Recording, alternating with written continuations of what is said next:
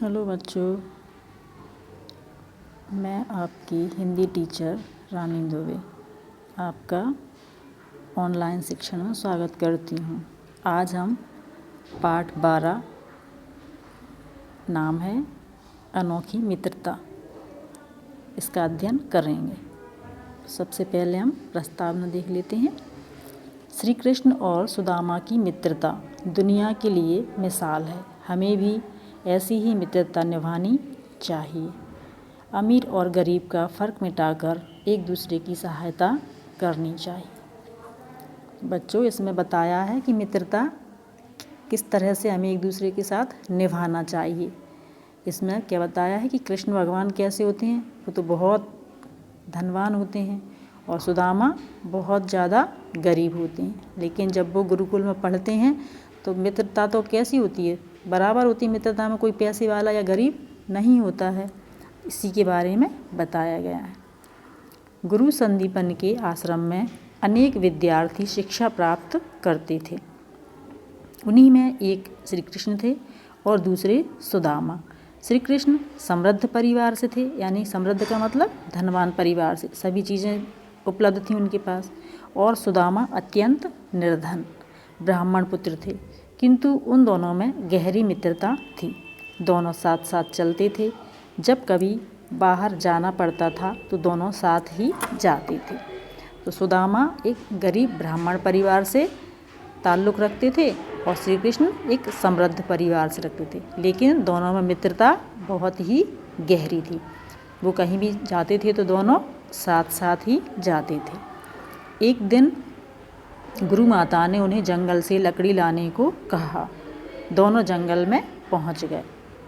श्री कृष्ण पेड़ पर चढ़कर लकड़ियां काटने लगे। वे लकड़ी काट कर नीचे गिराते और सुदामा नीचे गिरने वाली लकड़ियों को इकट्ठा करते जाते। बीच बीच में वे चने भी खाते जा रहे थे। तब लकड़ी काटते श्री कृष्ण को दांतों के कटकटाने की आवाज़ सुनाई दी, तो उन्होंने सुदामा से पूछा, मित्र क्या कर रहे हो। तो बच्चों, यहाँ तक पहले एक्सप्लेन कर लेते हैं। मैंने आपको क्लास में भी कई बार बताया है कि पहले शिक्षा पद्धति कैसी होती थी कि जो पढ़ाने वाले को हम गुरु कहते हैं, अध्यापक। आज के टाइम में टीचर।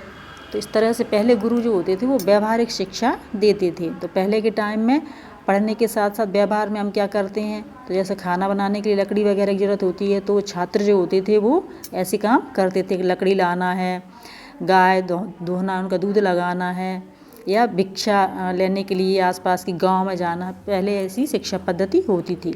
तो गुरु माता दोनों के लिए लकड़ी काटने के लिए भेजती हैं कि लकड़ी लेकर के वो जंगल से आए। तब वो दोनों जाते हैं और वो श्री कृष्ण क्या होते हैं, ऊपर चढ़ जाते हैं, जैसा कि चित्र में बताया है। ये श्री कृष्ण पेड़ पर चढ़े हुए हैं और लकड़ियाँ काट काट के नीचे गिरा रहे हैं, और ये सुदामा नीचे लकड़ियाँ इकट्ठा कर रहे हैं। अब बीच बीच में ये क्या करते हैं, चने, गुरु माता ने चने रख दिए थे कुछ, तो वो भी खाते जाते हैं। तो उन्हें आवाज़ आती है, जब अपन चने चबाते हैं तो आवाज़ आती है ना। तो श्री कृष्ण पूछते हैं कि सुदामा तुम क्या खा रहे हो। सुदामा ने कहा, नहीं मित्र, मेरे दांत सर्दी के कारण बज रहे हैं। जबकि वो क्या कर रहे थे, चने खा रहे थे। लेकिन सुदामा ने अपने मित्र से झूठ बोला कि मेरे तो सर्दी की वजह से दांत बज रहे हैं। श्री कृष्ण सुदामा की चालाकी समझ रहे थे। उनके मुख पर एक मधुर मुस्कान आ गई। वो समझ रहे थे कि ये झूठ बोल रहे हैं, बल्कि ये चने खा रहे हैं, दांत नहीं बज रहे हैं। धीरे धीरे समय बीतता गया। विद्या प्राप्त करने के बाद श्री कृष्ण और सुदामा अपने अपने घरों को लौट गए। थोड़े दिनों बाद श्री कृष्ण राजा हो गए। उन्होंने द्वारिका नामक नगरी बसाई, जो बहुत सुंदर और वैभवपूर्ण थी। दूसरी ओर सुदामा का समय निर्धनता और कष्टों में ही बीत रहा था। जो दान दक्षिणा मिल जाती थी उसी से उनके परिवार का गुजारा होता था। एक दिन सुदामा अपनी पत्नी सुशीला से कह बैठे कि द्वारकाधीश श्री कृष्ण हमारे बाल सखा हैं। संदीपन गुरु के आश्रम में हम साथ साथ पढ़े हैं। यह सुनकर उनकी पत्नी को बहुत आश्चर्य हुआ, परंतु वह जानती थी कि सुदामा कभी झूठ नहीं बोलते। उसने सुदामा से कहा कि आप द्वारिका चले जाइए। द्वारिकाधीश श्री कृष्ण आपके मित्र और गुरु भाई हैं, वे हमारी दरिद्रता अवश्य दूर कर देंगे। एक बार जब वो अपनी पत्नी से बातें कर रहे थे तो बातों बातों में उन्होंने क्या बताया कि श्री कृष्ण मेरे मित्र हैं। तो बच्चों, हमें इस कहानी से क्या शिक्षा मिल रही है कि हमें कभी चोरी नहीं करना चाहिए। सुदामा जी ने चोरी की, उनका पूरा जीवन दरिद्रता में व्यतीत हुआ, गरीब रहे वो बहुत ज़्यादा, और श्री कृष्ण राजा बन गए। जब उनकी पत्नी को पता चला कि श्री कृष्ण के मित्र हैं और एक साथ इन्होंने शिक्षा प्राप्त की है, एक ही विद्यालय में पढ़े हुए हैं ये आश्रम में, तो उन्होंने कहा कि आप उनके पास चले जाओ, मित्र के पास, तो वो हमारी दरिद्रता यानी गरीबी को दूर कर देंगे। स्वाभिमानी सुदामा को अपनी पत्नी का यह परामर्श बिल्कुल अच्छा नहीं लगा, परंतु पत्नी के बार बार हट करने पर वे द्वारिका जाने को तैयार हो गए। श्री कृष्ण को भेंट देने के लिए सुशीला पड़ोस से कुछ भुने हुए चावल मांग लाई और पोटली में बांध कर सुदामा को दे दिए। अब बड़े हो गए थे सुदामा जी, छोटे में तो उन्होंने चोरी से चने खा लिए थे, लेकिन वो कैसे थे, स्वाभिमानी थे। उन्हें अच्छा नहीं लगा कि मैं मित्र के पास मांगने के लिए जाऊँ कुछ, तो लेकिन उनकी पत्नी उनको बार बार यही बात कहती रहती, जिद करती थी कि आप चले जाओ द्वारिका। तो एक बार वो जाने के लिए तैयार हो गए, लेकिन उनके पास तो कुछ था ही नहीं भेंट लेके। जब हम किसी से मिलने जाते हैं बच्चों तो थोड़ा कुछ लेके जाते हैं अपने मित्र के पास, लेकिन उनके पास कुछ नहीं था। इसलिए सुशीला उनकी पत्नी जो थी पड़ोस में से कुछ चावल मांग लाई और उनको ही भून करके उसने रख दिया, चावलों पोटली में बांध करके सुदामा को दे दिए। पोटली लेकर सुदामा चल पड़े। भूख प्यास और मार्ग के कष्टों को सहन करते हुए वे द्वारिका पहुंच गए। लोगों से पूछते पूछते वे राजमहल के द्वार तक पहुंच गए। उन्हें देखकर द्वारपाल ने पूछा, आपको क्या चाहिए ब्राह्मण देवता। अब उन्होंने क्या किया, सुदामा ने पैदल पैदल चले। अब द्वारिका तो बहुत दूर है, तो वो वहाँ पर चलते रहे, वहाँ पर पहुँच गए। जा कर के वो महल तक पहुँच गए जैसे तैसे। तो द्वारपाल खड़े थे, क्योंकि उनका तो बहुत आलीशान महल था कृष्ण भगवान का। तो वहाँ पर द्वारपाल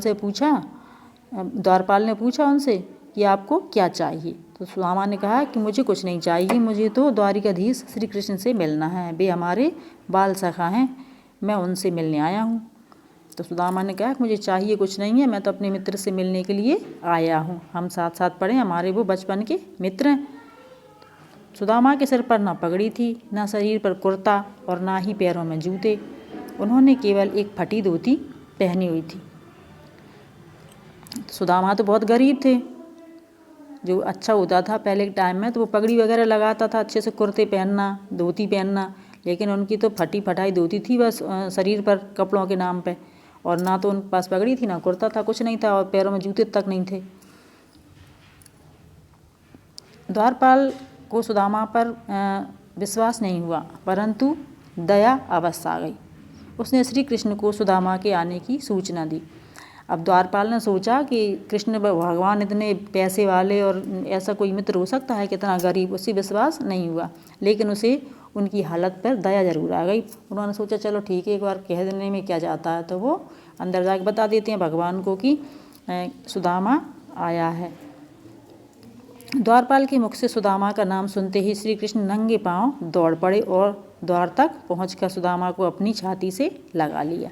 जब उन्होंने अपने मित्र का नाम सुना द्वारपाल के मुंह से, तो वो अपने आप को नहीं रोक सके और उन्होंने दौड़ना शुरू कर, दौड़ करके पूरे महल को पार करके और वो सुदामा के पास आ गया और एकदम से सुदामा को पकड़ के अपने छाती से लगा लिया। सुदामा की दशा देखकर श्री कृष्ण को बड़ा दुख हुआ। मित्र की दीनता से दुखी होने के कारण श्री कृष्ण की आंखों से आंसू बहने लगे। दास दासियाँ सुदामा के चरण धोने के लिए जो जल लाए थे, श्री कृष्ण ने उससे हाथ भी नहीं लगाया और अपने आंसुओं से ही उनके चरण धो दिए। अब इतने दिनों बाद जब वो मित्र से मिले और इतनी बुरी हालत में जब दोस्त को देखा तो वो रोने लगे, क्योंकि सुदामा पैदल चल के गए थे, तो उनके पैरों में कांटे लगे हुए थे, खून बह रहा था और शरीर पर कपड़े भी नहीं थे। तो कृष्ण भगवान बहुत दुखी हुए और वो रोने लगे। और जब कोई दोस्त आता है या हम भी जब घर के अंदर जाते हैं पैर धो करके जाते हैं, इसलिए जो उनकी पत्नी थी, दासियाँ थीं, वो पानी ले करके आई थी पैर धोने के लिए। तो श्री कृष्ण ने उनके पैर पानी से नहीं धोए, बल्कि इतना रोए कि उनके आंसुओं से ही उनके पैर उन्होंने धो दिए।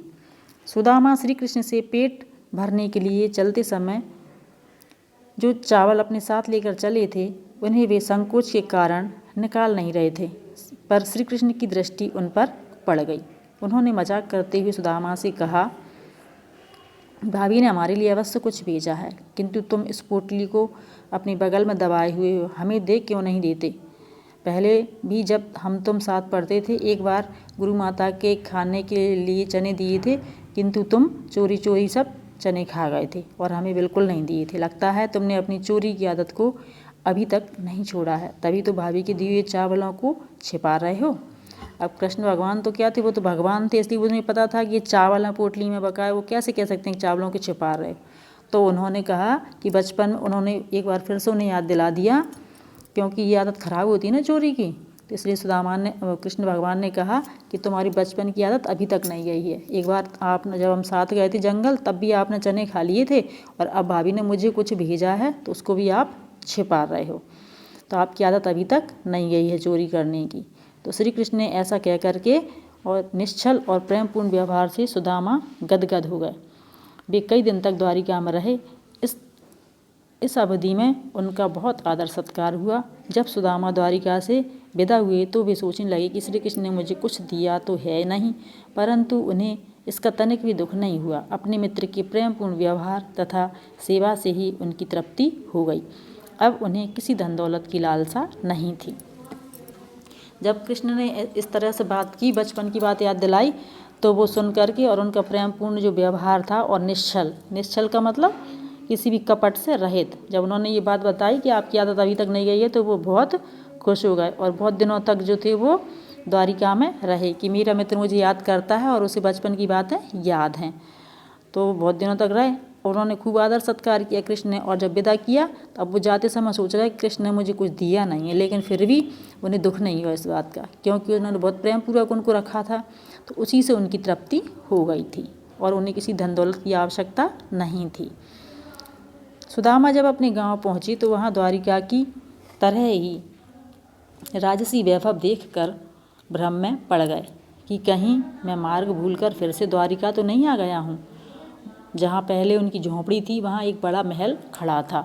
महल के द्वार पर महावत हाथी लिए खड़े थे। सुदामा डरते डरते महल के द्वार तक पहुँचे तो देखा कि उनकी पत्नी सुशीला सुंदर वस्त्र और सुंदर आभूषण पहने हुए अपनी सहेलियों के साथ बैठी थी। सुदामा को देखकर आनंद मगन होकर आई और बोली, नाथ आश्चर्य मत कीजिए, यह आपके बाल सखा द्वारिकाधीश श्री कृष्ण की ही कृपा है। बिना जताए उपकार करने वाले सच्चे मित्र श्री कृष्ण के प्रति सुदामा के मन में गहरी श्रद्धा उमड़ पड़ी। बहुत अधिक प्रसन्नता से उनकी आंखों में आंसू आ गए। अब वो वहाँ से आ गए कि हमें मुझे कुछ नहीं दिया, लेकिन वो खुश थे कि मेरे मित्र ने मुझे इतने प्रेमपूर्वक रखा और अच्छा व्यवहार किया। लेकिन जब वो अपने गांव पहुँचे तो वहाँ पर जाकर क्या देखते हैं, झोंपड़ी जगह महल खड़ा है। तो उन्हें भ्रम हुआ कि मैं फिर से कहीं, अब क्या है, पैदल चल के जाते थे कि घूम फिर के मैं द्वारिकाधीश तो नहीं पहुंच गया, ऐसा महल खड़ा है, क्योंकि मेरे गांव में तो झोंपड़ी थी इस जगह पे। तो फिर जब वो देखते हैं कि उनकी पत्नी अच्छे वस्त्र आभूषण पहने हुए है और सहेलियों से घिरी बैठी है, तो वो देख करके कहती है कि नाथ ये आपका ही घर है, आपके मित्र ने ये क्या किया, मेहरबानी की है, तो उन्हीं के द्वारा ये सारा कुछ हुआ है। तो एक बार फिर से उनकी आंखों में आंसू आ गए। तो बच्चों, ऐसे होते हैं सच्चे मित्र जो अपने गरीब मित्र की मदद करते हैं। ये चैप्टर पूरा हो गया है। आपको भी अच्छी तरह समझ में आया होगा कि हमें दोस्त किस तरह से निभाना चाहिए।